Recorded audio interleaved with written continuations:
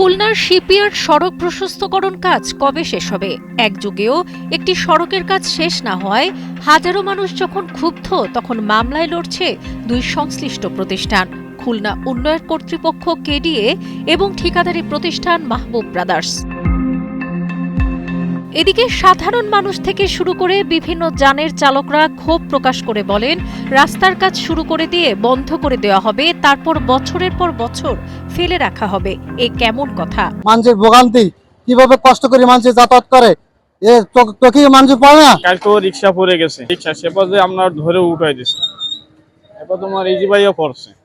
দাবি এখন এই যে দেখতেছে না, রাস্তাঘাট ভালো করে দিক, সেবার প্রধানমন্ত্রী কি করে, সে পরে তোমার এই রিক্সা চালাতে পারি না আমরা। দিন মজুরি ভাড়া বড় হয় না, আর ভাড়া চাতে গেলে উল্টো ধারি মারে।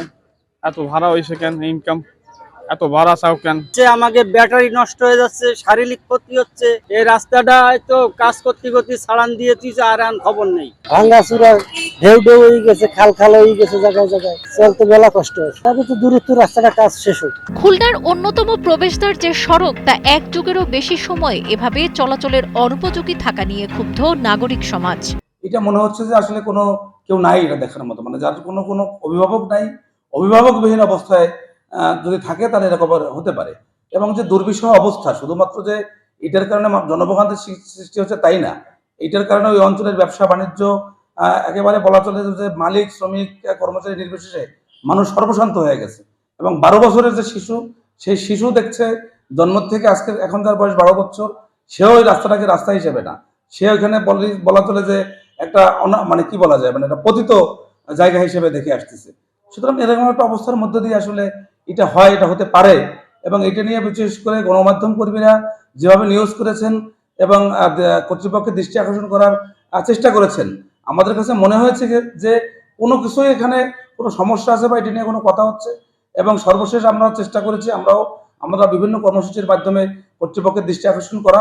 আসলে এখনো পর্যন্ত বলবো যে আমরা এই ব্যাপারে ব্যর্থ।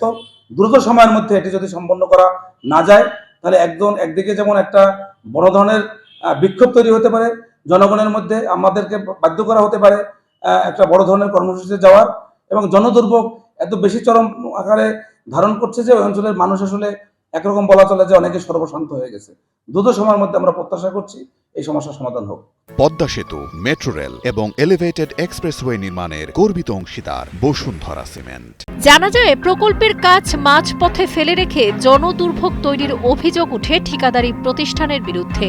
ফলে গত 7 অগাস্ট তাদের সঙ্গে চুক্তি বাতিল করে কেডিএ। সংস্থাটি গত 24 অগাস্ট নতুন দরপত্র ডাকে। তখন ঠিকাদার মাহবুব ব্রাদার্স দরপত্রের কার্যক্রম বন্ধ রাখতে আদালতে মামলাই শুধু নয়, 60 কোটি টাকা ক্ষতিপূরণ দাবি করে। তবে জেলা প্রশাসক আশ্বাস দিয়েছেন, কেডিএকে আনুষ্ঠানিকভাবে জানানো হবে যাতে তারা আইনগত সমস্যা দ্রুত সমাধান করে মানুষের দুর্দশা লাঘব করে। আমাদের গত সমন্বয় সভায় এই বিষয়টি সম্পর্কে বিভিন্ন স্টেক হোল্ডার আমাদেরকে বিষয়টি অবহিত করেছেন। তো যেহেতু একটি সংস্থা কাজ করছে এটার পেছনে কেডিএ, তো কেডিএ এই বিষয়গুলি মূলত দেখছে। তো মামলা সংক্রান্ত এবং অন্যান্য যে বিষয়গুলি আছে সেইগুলো আমরা জেলা প্রশাসনের পক্ষ থেকে কেডিএকে অফিসিয়ালি অনুরোধ করব যেন ওনারা এই বিষয়গুলি আইনগত দিক বিবেচনা করে ওনাদের আইনজীবীর মাধ্যমে পরবর্তী করণীয় যেন দ্রুত করেন, যাতে করে জনগণের ভোগান্তি দ্রুত লাঘব হয়। এদিকে গত 11 সেপ্টেম্বর দুপুরে স্থানীয় দুদক অভিযানে দেখতে পায় সড়কের কাজে অনিয়ম হয়েছে। সড়কের লাভজনক অংশের কাজ করে ঠিকাদার কাজটি বন্ধ করে দেন। পরবর্তীতে এটা অনেকদিন ধরে জনদুর্ভোগ সৃষ্টি হচ্ছে। এছাড়াও বিভিন্ন অনিয়ম দুর্নীতির বিষয়ে আমরা অভিযান পরিচালনা করি। সড়কের কিছু অংশে আমরা অনিয়ম দেখতে পাই, বিশেষ করে শেষের 300 মিটার যেটা ছিল সেটা হলো পরিমাপ বহি অনুযায়ী সেখানে কাজ থাকার কথা, কিন্তু আমরা বাস্তব পরিদর্শনে কোনো কাজ পাইনি। আর তাছাড়া সড়কের কিছু লেয়ার থাকে, যেমন আপনার টপে একটা লেয়ার থাকে, তারপর নিচে সাববেস 1, সাববেস 2 বা এই টাইপের লেয়ার থাকে, বিভিন্ন লেয়ার থাকে। আমরা বিভিন্ন জায়গায় আমরা প্রকৌশলীর মাধ্যমে আমরা দেখেছি সেখানে পরিমাপ বহিতে বিল প্রদান করা সত্ত্বেও আমরা বিভিন্ন লেয়ারের অস্তিত্ব পাইনি আর কি। এছাড়া ড্রেনেজে আমরা পরিমাপ বইতে লিপিবদ্ধ যে পরিমাপ তার থেকে আমরা কম পেয়েছি। জানা যায় 2013 সাল থেকে খুলনা সিটি কর্পোরেশন কেসিসির নিয়ন্ত্রণে তখন থেকেই সড়কটি ভাঙাচোরা। এক পর্যায়ে দায়িত্ব পায় কেডিএ। এসব অভিযোগ নিয়ে মাহবুব ব্রাদার্সের পক্ষে কেউ কথা বলতে রাজি হয়নি। এমনকি খুলনার দৌলতপুরে তাদের অফিসও তালাবদ্ধ। এছাড়া দুদকের অভিযানের পরে গণমাধ্যমের সামনে কোনো তথ্য দিতে কেডিএ প্রকল্প পরিচালক রাজি হননি।